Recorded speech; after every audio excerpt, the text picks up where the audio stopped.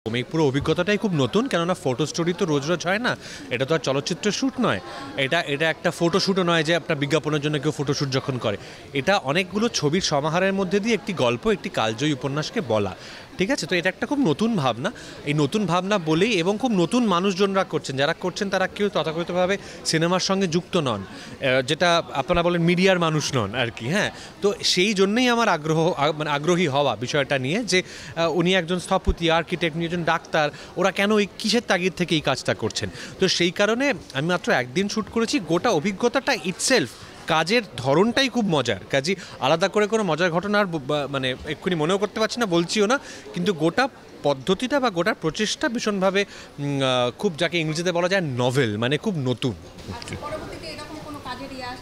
আলো photo story করবো কি না, না এই ধরনের জিনিস একটাই থাকা ভালো। হ্যাঁ, ফটো স্টোরি আর জীবনেও করিনি। আমার মনে হয় না যে খুব রেগুলার ফটো স্টোরি হয়। আমরা বিদেশে বা এমনকি দেশে, মানে ভারত বাংলাদেশে গ্রাফিক নভেল দেখি, বা সেটাতে হাতে আঁকা হয় অধিকাংশ ক্ষেত্রে জিনিসটা।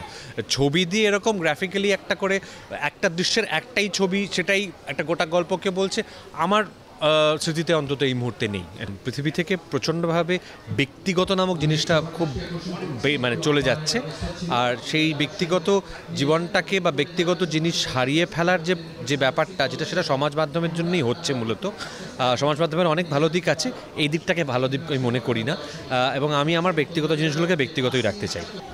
আমি যে ছবিগুলো করেছি বা করি, সেগুলো প্রত্যেকটা বানাতে টাকা লাগে, এবং সেই ছবি, কোনো ছবি চলে, কোনো ছবি চলে না, কিন্তু প্রত্যেকটা থেকে প্রযোজক এবং আমাদের আশা থাকে সেগুলোর থেকে টাকা ফেরত আসবে।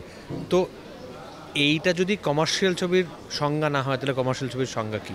আর্ট ছবি কমার্শিয়াল ছবি বলে কিছু হয় না, বিশ্বাস করি না। এখন জন্ম সনদ দিয়ে খোলো বিকাশ স্টুডেন্ট অ্যাকাউন্ট, নিজের বিকাশ নিজে কর। গান তো ওরমভাবে গাই না যে রোজ সকালে উঠে রেয়াজ করতে বসলাম বা রেগুলার অনুষ্ঠান করলাম, তো নয়। গান আমার প্রাণের জিনিস, যখন সুযোগ পাই বাজাই, গাই, এইটুকুই আর কি। হ্যাঁ, অভিনয়, পরিচালনা, প্রযোজনা একসঙ্গে তিনটে জিনিস করি, তাতে বেশ চাপ হয়, একাধিক শহরের মধ্যে ঘোরাফেরা করতে হয়, বাট কাজগুলো করতে ভালো লাগে বলে করি, সে ভালো লাগার তাগিদ থেকে করি। আমি বড়ই হয়েছি দেখতে দেখতে যে বাংলার যে বাণিজ্যিক ছবিগুলো, যে বাংলা বাণিজ্যিক ছবিগুলি বড় বড় চলেছে, বেদের মেয়ে জ্যোৎস্না হোক, বা এত বড় বড় ছবি, সেখানে তো ঋতুপর্ণার পাশাপাশি অভিনয় করতেন ফেরদৌস ভাই, তার রাজ্জাক সাহেব অভিনয় করতেন, আলমগীর সাহেব অভিনয় করতেন। তো এটা নতুন কিছু নয়, মাঝখানে কিছুদিন বন্ধ ছিল, এটা যে আবার হচ্ছে, এটা খুব আনন্দের খবর। বাংলা তোমার ভাষা, ওরা যেরকম তরকারি খাই, ভাত খাই, ওরকমই বাংলা বলি, সেটা তাদের সমস্যা, আমার নয়। আমি তো বাংলায় মা ডাকতে শিখেছি বাংলায়, সেটা বাংলা যদি বলতে না পারি তাহলে কি বলবো? ইংরেজি তো অফকোর্স ইংরেজি মিডিয়াম, ইংরেজি মাধ্যমে পড়াশোনা করেছি, এবং ইংরেজিতে অনেক ইংরেজদের থেকে বেটার বলি, কিন্তু তা বলে তো মানে আমার নিজের ভাষাটাকে তো খারাপ বলতে পারি না, সেটাকে তো অপমান করা হয়।